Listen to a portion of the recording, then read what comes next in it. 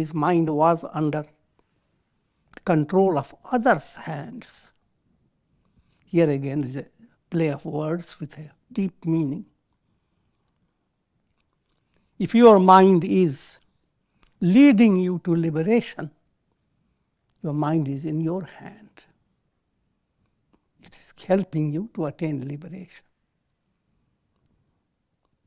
But if your mind is serving the āsurī sampat in you, the negative qualities, the demoniac qualities, that mind is not in your hand.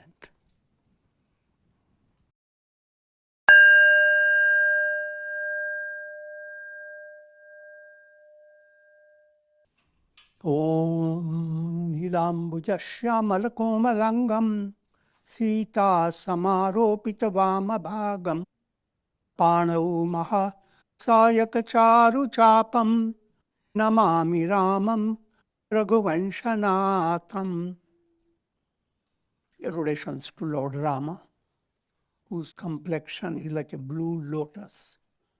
He is very tender and delightful in appearance. Sita is seated on his left side, and he is carrying a powerful bow and arrow in his hands. In Bālakāṇḍa of Śrī Rāmacaritamānasa, Dohā number 132, the story of Sage Nārada continues. Just to give you a little reiteration without translation.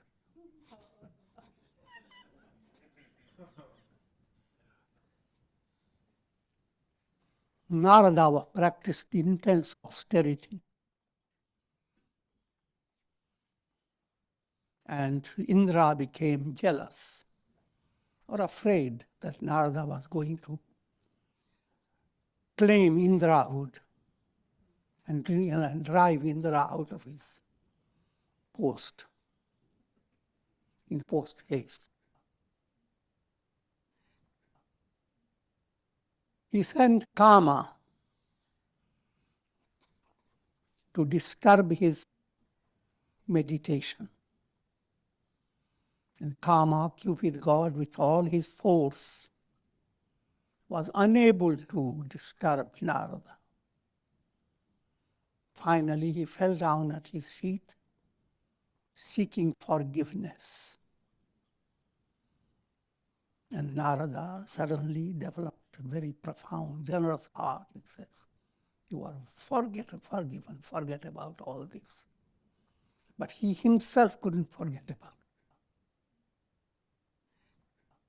it. A subtle ego inflation developed within him, that he was able to subdue Kāma while even Shiva had a hard time. He had to burn Kāma. And the feeling of great victory and great success dominated his mind. And with that mindset, he approached Brahmā, his father, and told all about it. Brahmā said, "It's all wonderful, but don't tell about it to Lord Viśṇu." Then the story goes on saying he went to Shiva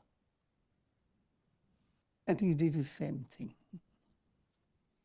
Spoke about how great Shiva's blessings was on him, that he conquered Kāma.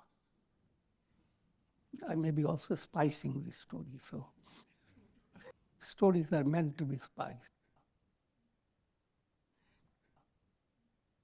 Lord Shiva said, "It's wonderful, you are a great sage. Mhm. But while talking with Lord Viśṇu, and even if he brings this subject, simply ignore it.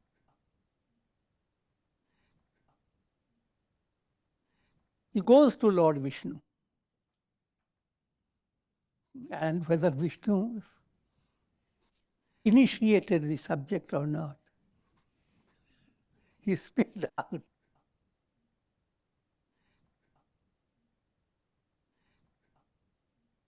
that all about that story, how Kāma attacked him and he remained firm and immovable. And Viśṇu said, without showing any elation, the dry face, he said, by mere remembrance of you, people can drive Kāma away.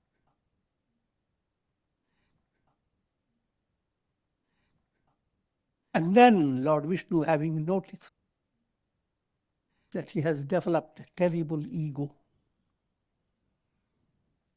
created his Māyā. As Nārada went on leaving the presence of Lord Viśṇu, he finds special magical city abounding with all types of prosperity, joy, and all forms of temptations, rather, all forms of luxuries.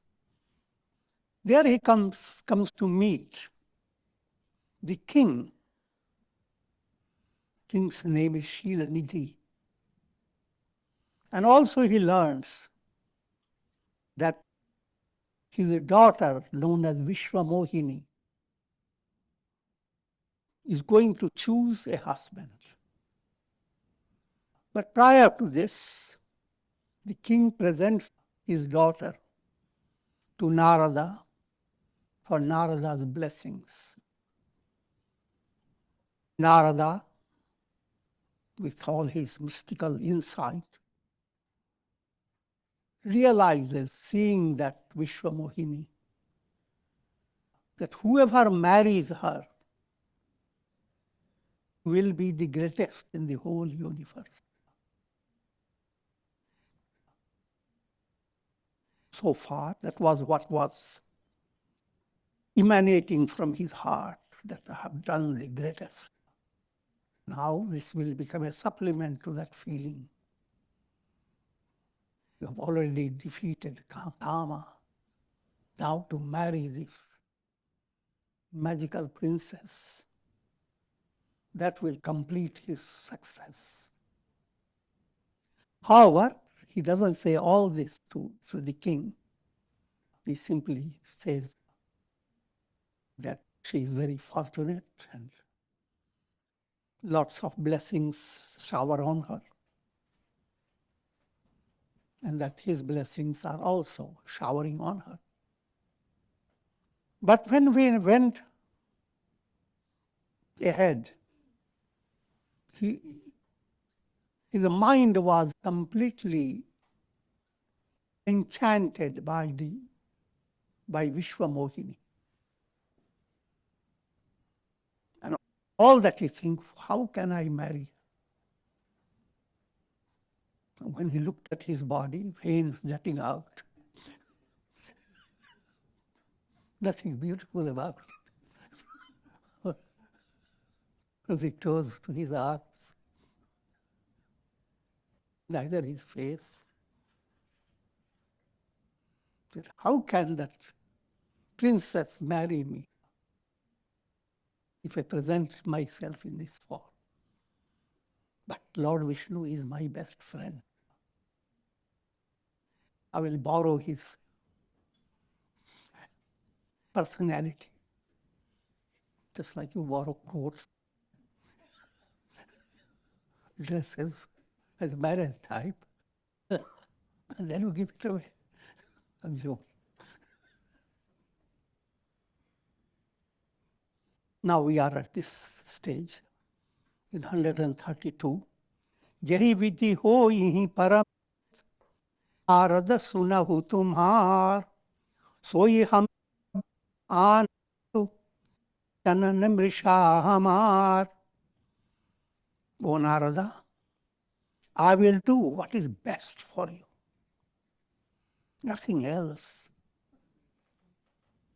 My words will never go in vain. Kamag ivakul yorogi aidana dei muni yogi yahi vidhi hit tubhara mai thayau kahi asant prabhu bhayau.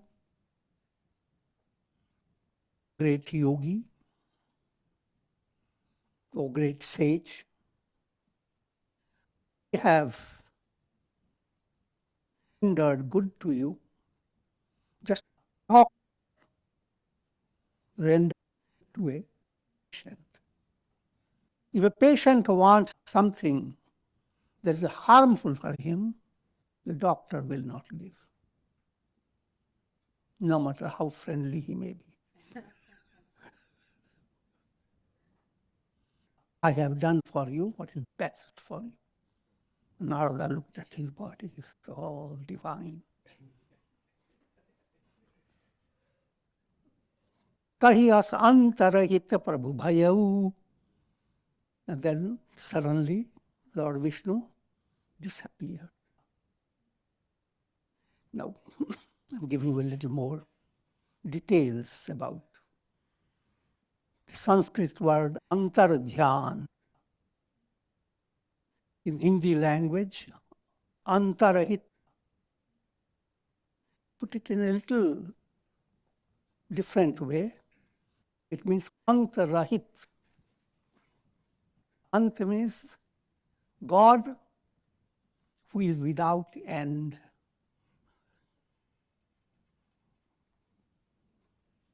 Any darshan that is given to you is a short manifestation. That darshan must disappear into the reality that is endless. God is endless. Antarahit. Māyā vibas bhaye muni mūఢā samujhi nahi gari gira nigūఢā. Narada, deluded by Māyā, became a dullwit. He couldn't understand the statement made by Lord Viśṇu. He rushed towards that place where so many great kings and princes had come together to be chosen by Viśvāmohini, that in that Svayaṁvara. Nij nij asana baithe raja, bana Māyā. Those great kings, well adorned all over their body with gems and garlands. Also, their body, each king with his friends, adoring him. So they were also seated with great expectation, inwardly determined that each one has that type of desire to be married to Viśvāmohini. Narada entered into that whole society of all people who had taken their seats. And when he looked at them, Narada's mind was filled with joy. None of them is as handsome as he is. because he has the good-looking aspect of Lord Viśṇu. Muni mana harasha rupa ati more, mohitaji anahi varhina mohore. Narada was inwardly, exceedingly joyous. My roop, my appearance is so beautiful. This will not to anyone other than me. Mohitaji anahi varhina mohore. The very same statement has a profound meaning. It relates to gaining insight into self and not self. Mohi, mine, my beauty. The my relates to self. Anahi relates to not self.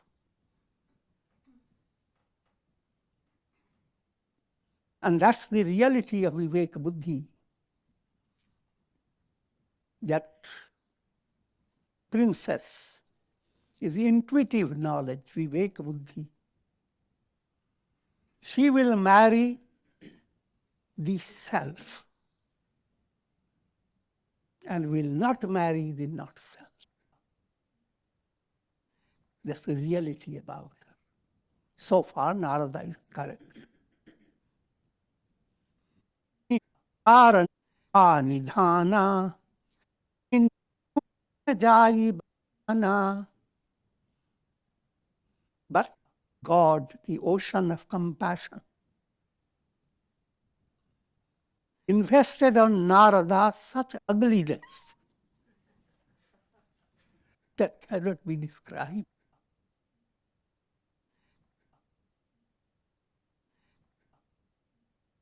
Whole body most handsome, but face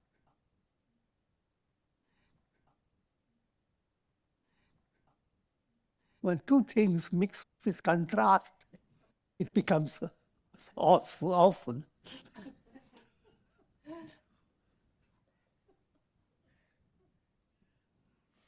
So while this is a humorous description, the subtler meaning I have to be understood, that in your personality, if your head, implying your intellect, becomes very bright and skilled and immense in its expansion, but your body goes in another way. Say, for example, there are two ways to think of it. Body referring to action aspect or heart aspect. If there is disintegration between your head and heart, then you look like Narada. In the Narada setting, head looks like a monkey. And body seems to be wonderful, but with the head and body together, it looks awful, not awesome. Also, I was pointing out to you a similar theme has come in Shiva Purana, where a demon sits between gods and receives nectar. Lord Viśṇu, recognizing the demon who has already sipped, chops him head and the body. Head stays as well as body, both because of nectar, and both begins to play their part. Head is Rāhu, the trunk is Ketu. And this story goes into Surya Grahan, Chandra Grahan, solar eclipse, lunar eclipse stories, and I'm not taking you there.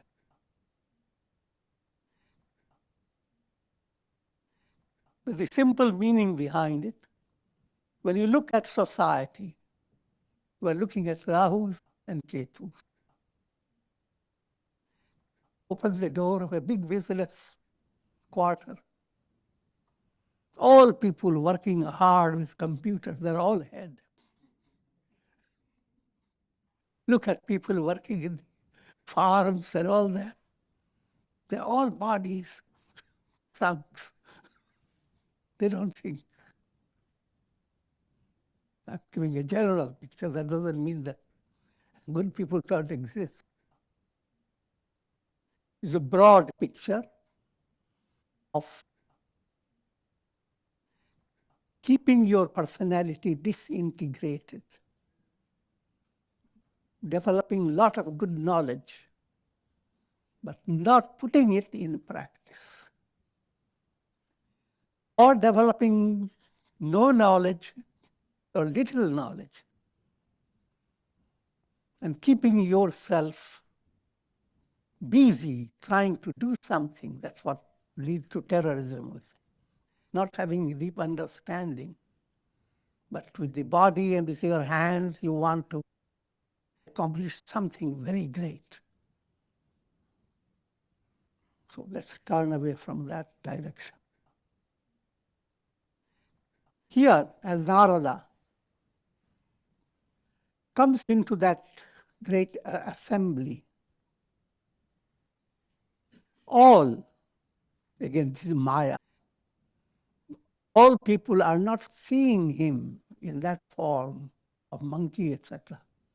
They're simply recognizing him as Nārada and they bow down. Adui Rudradan Janahi Tebeu Pesha Kirang Makau Ew. Amongst the assembly of people, there were two Brahmins. They were seeing Nārada as he has been given by Lord Viśvāmohini, as monkey and human body both blended together. And they became exceedingly interested in this, just like journalists.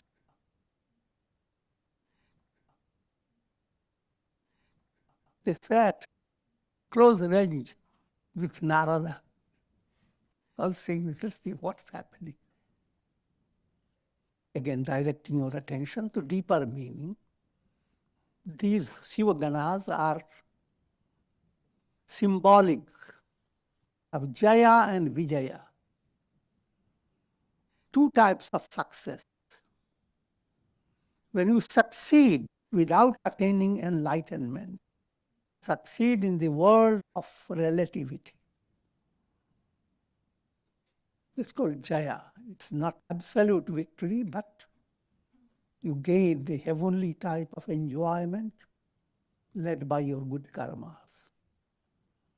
And of course, if it stays and matures, it opens the gate to enlightenment.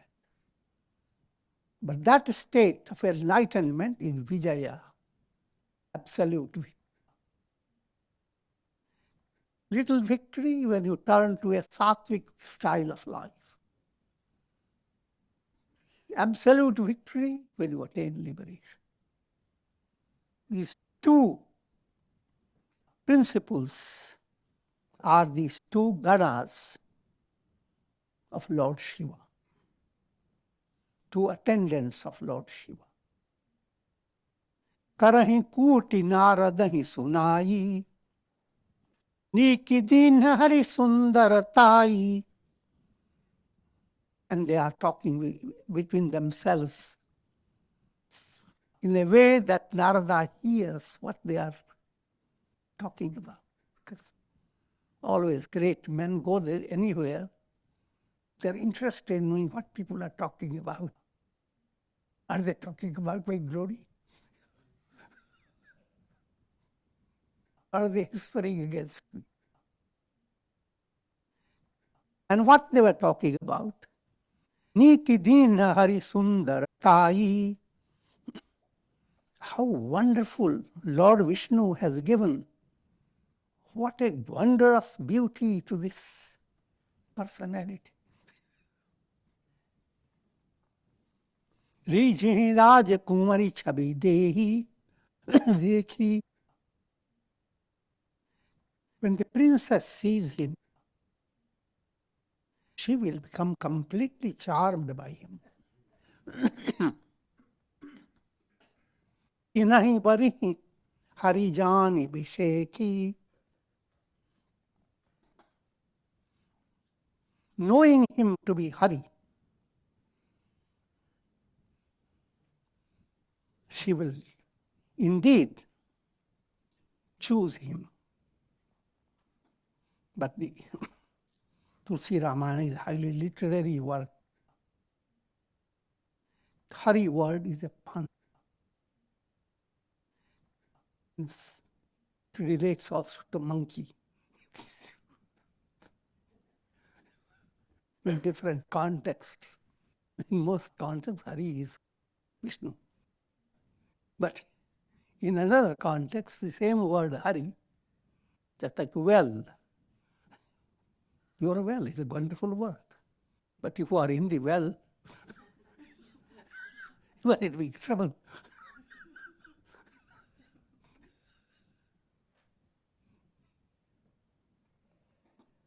So it's play of words. And allowing this to have more extension in humor. In the Spanish language, anyone, generally children, when someone starts appreciating the child, how beautiful, que mono es.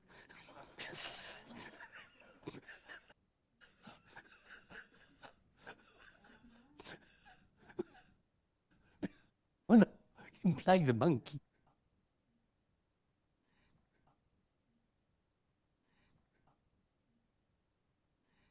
What a monkey you are.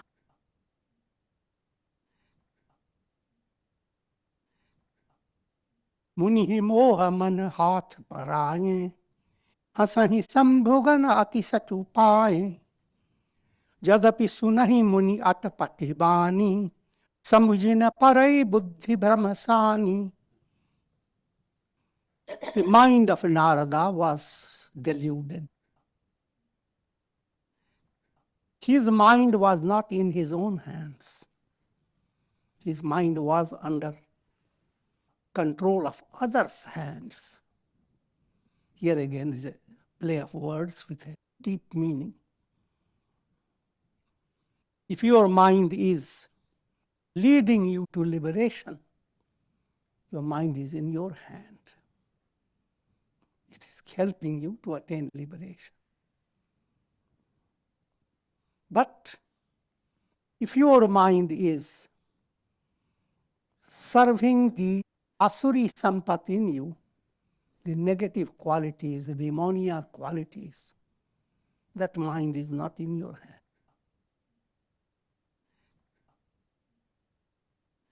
It's in the hand of the not self, naughty self.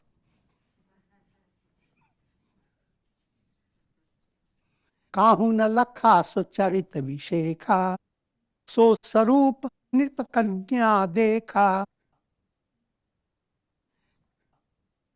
Now, this fact about Narada, others didn't.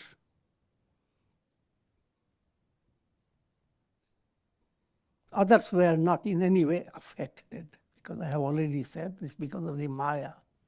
Others didn't see Narada that way. Those who had come into only these Shiva's attendants and the princess herself. What did the princess see? Markata badan bhayankara dehi, dekhate hridaya krodha baatehi. Monkey face, credible body. As she was extremely repulsed.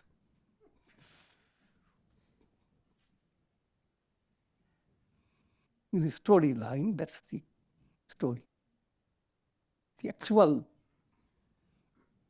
spiritual movement, everyone wants to attain Viveka-buddhi, which leads to enlightenment. But Viveka-buddhi is repulsed if you are disintegrated.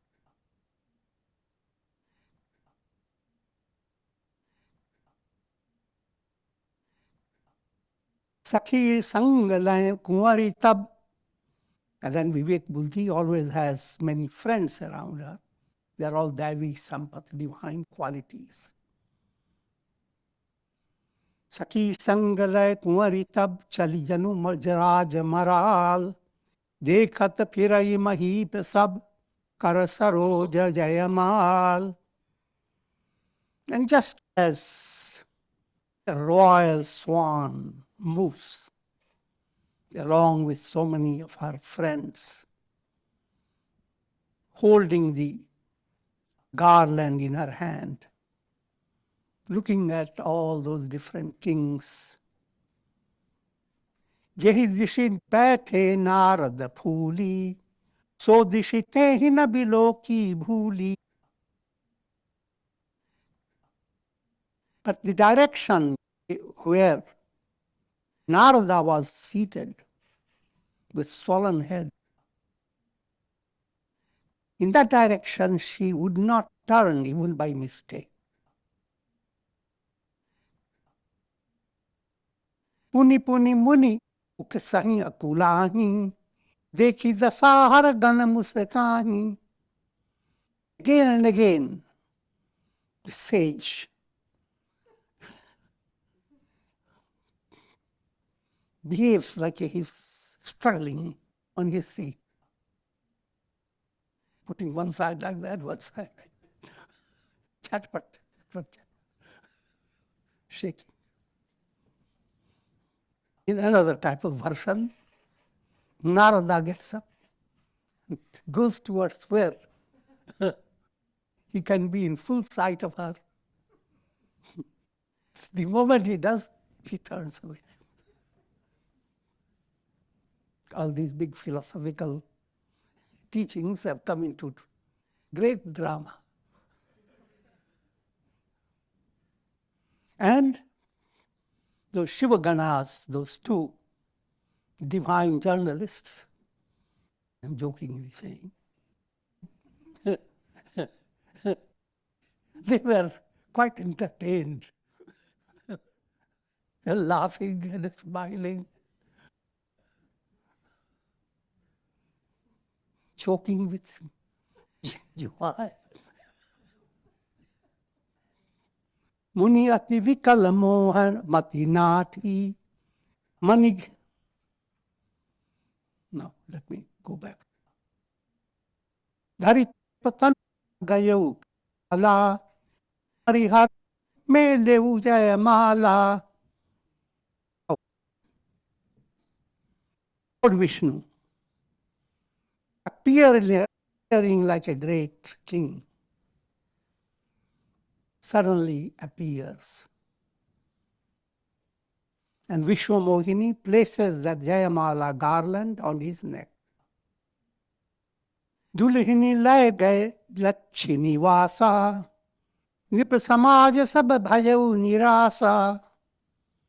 And immediately Lord Viśvāmohini and the bride both go together, and all this Nip Samaj, all those who had come, they become frustrated. Same like Rāma marrying Sita, and all other kings become frustrated. Muni ati bikala moham matim nati. Mani giri gayi chuti janugati. Because of delusion, Narada had lost the clarity of thinking. Seeing that somebody else won that princess, became so agitated, just like someone who has found a big jewel and put it into a knot, and suddenly something happens and the knot that you have created become loosened and the jewel falls. You had all the time with you, you are feeling it. And not by the time you come home and it's still not there.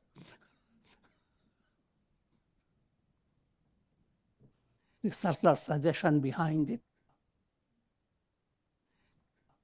The self, the innermost self within you, cannot be realized because of three knots of the heart.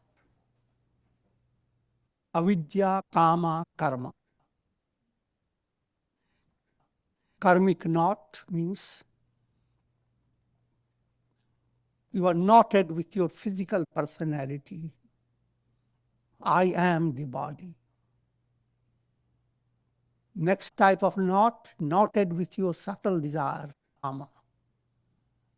The third type of knot, ignorance. The jewel refers to Atma-jnana, the knowledge of the self. That knowledge of the self has been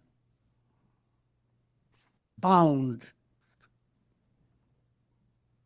restricted by three knots. And that knowledge somehow doesn't come to you, and all that you get is the knot. It's predicament of ignorance. You have that Atma knowledge. You have the Atman within you. But all that you are getting is a knot.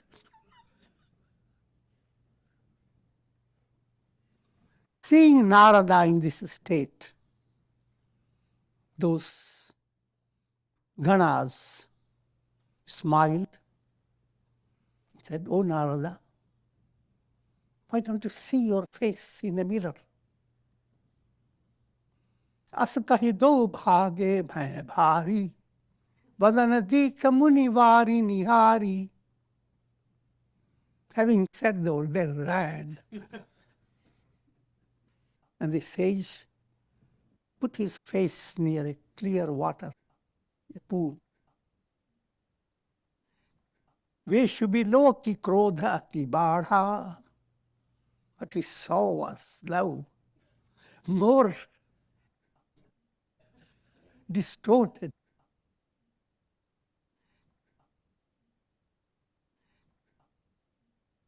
Terrible face of a monkey. Further distorted in that water. Tinahi srāpadīna ati gādhā. Uncultured mind curses him, revenges on the messenger.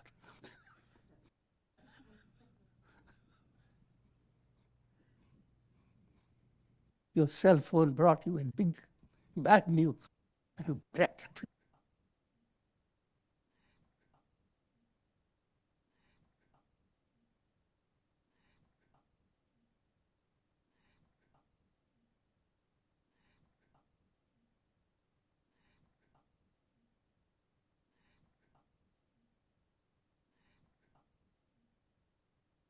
Seems quite ridiculous.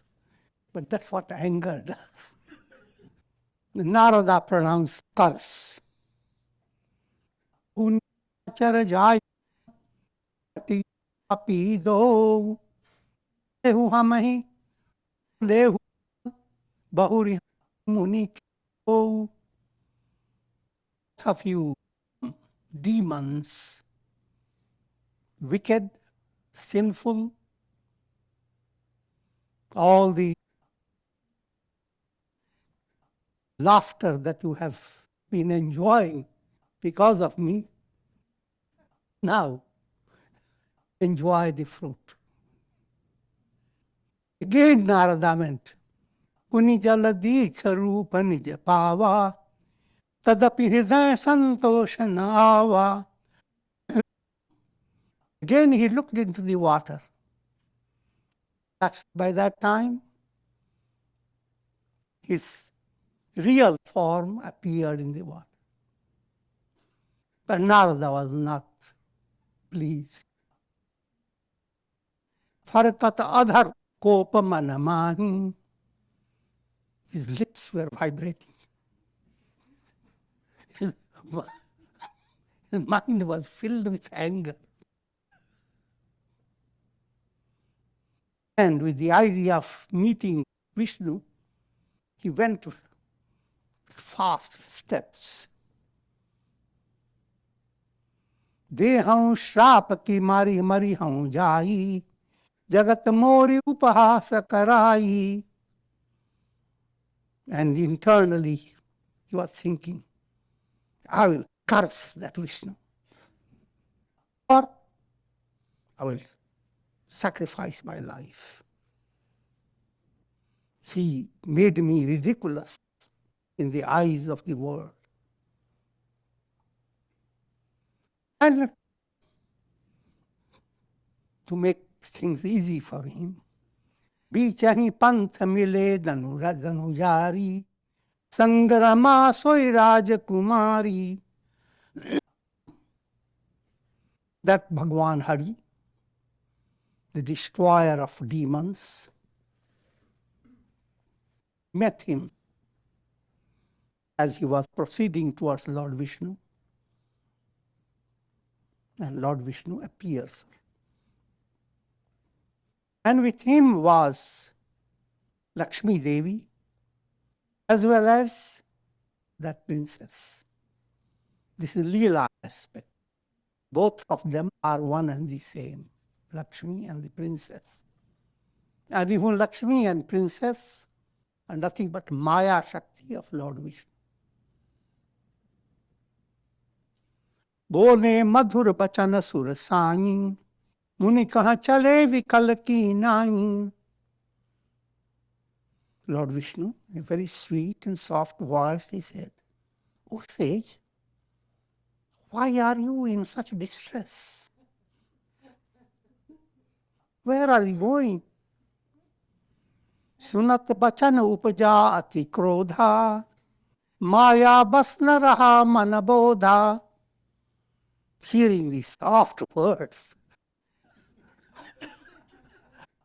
Narada became exceedingly angry, gripped by Māyā's force. He could not contain himself. He could not be rational. He spoke up. Unhi dekhi,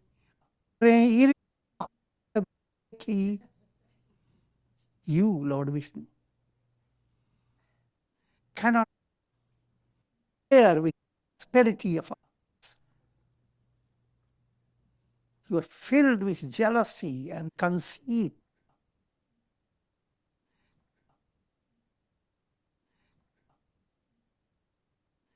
Now, from another angle, this is the glorification of Lord Viśṇu.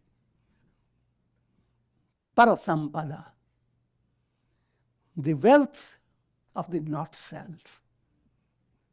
Self is real you. Not self is other than you.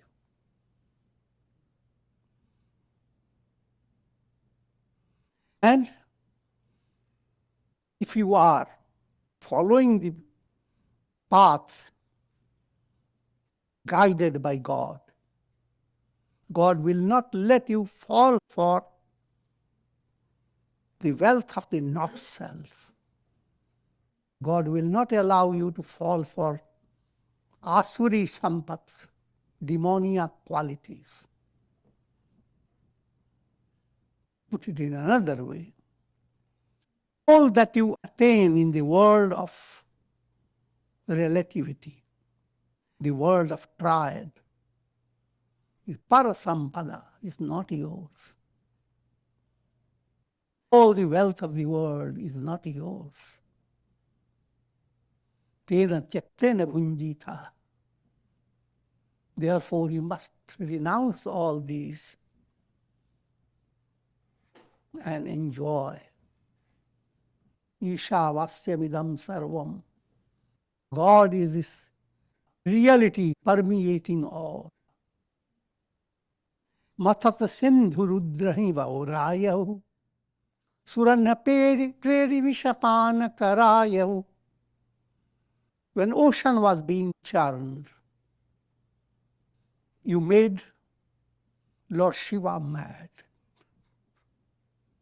Bhaurayahu. Made him a Bhauraha. And with the help of gods, you persuaded him to drink the poison that came out of the ocean. All this describing it in that form seems like Lord Viśvāmohini is a description of Lord Viśvāmohini's negative qualities. But this is totally different. Just to put simple points about churning of the ocean relates to churning of the mind. That's what when you are in sādhanā process, when pratyahara state comes, there comes a mystic turtle. Faith becomes that, what call it, the churning rod. And all these subtle meanings I have given in the mysticism of Bhagavatam. Churning is always done by your two types of forces, sattvic and rajasic, tamasic. Forces that are divine, forces that are demoniac.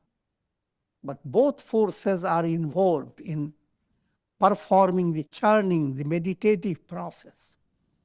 When you put your mind in a meditative process, first biggest obstacle that comes is like a poison. Certain things that have been so hidden from your view begins to surf up. Even from an ordinary point of view, your impurities that you were quite comfortable with, those impurities now begin to surf up in concentrated form. And put it in a more broad way, recognized in Christianity and all major religions. The biggest poison that's before everyone is the mental concept of the load of karma, load of sin. In Christianity, load of sin. There's such a big load of sin. How can you ever attain salvation? There's such a load of karma. How can you ever attain liberation? But Shiva drinks that poison. Now whatever poison you are fighting against is a fake poison. If it was not a fake poison, you will never attain liberation.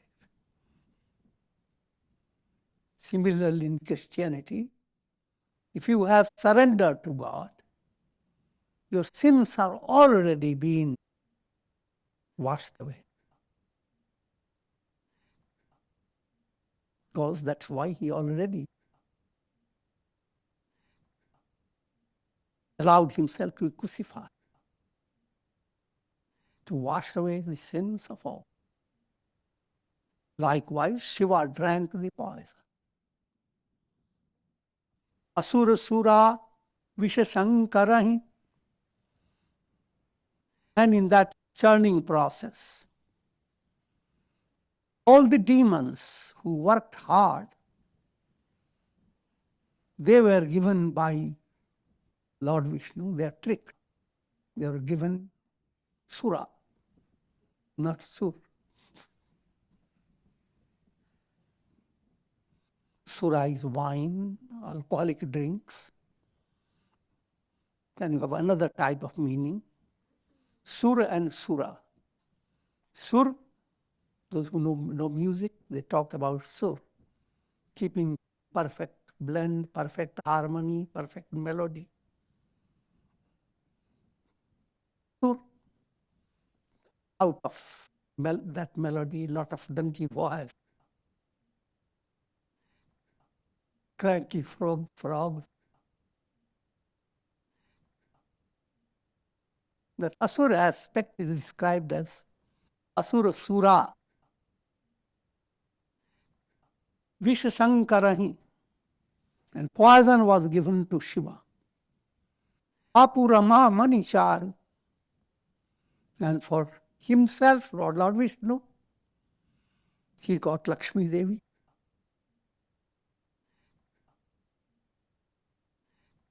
And a mystic jewel called Kaustubha Mani.